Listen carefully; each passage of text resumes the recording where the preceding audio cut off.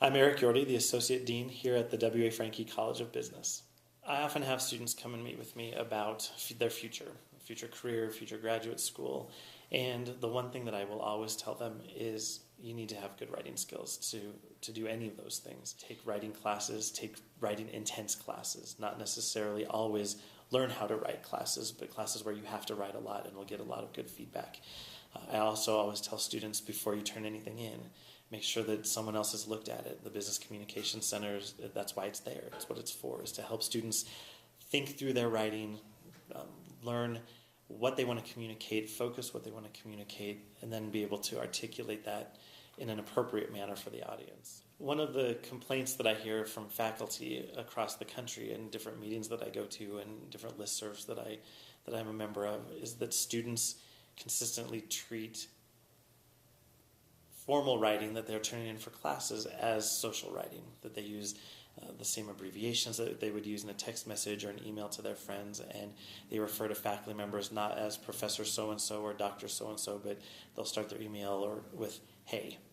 And it has an impact. The same is true in a job, that if as an employer I have an email that comes in that's incredibly casual, I treat the subject more casually. And if someone is giving me information that I've asked for and it comes in a very casual type of communication, I'm not sure how much weight that person put into gathering the information.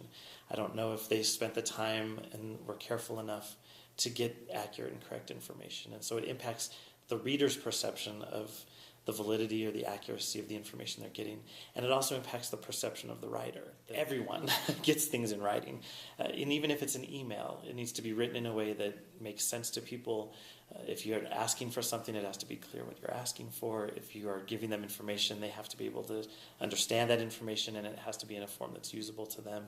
And so I would say 90% of what I do is written. The other 10% is verbal, but always followed up by something in writing. And so I would say it is probably the most important thing to know how to do well in your job. Some people have some natural talents in certain areas, but need work in other areas. But I've never met a single person who is a good written communicator in every aspect of their life. It's something that we all need to work on.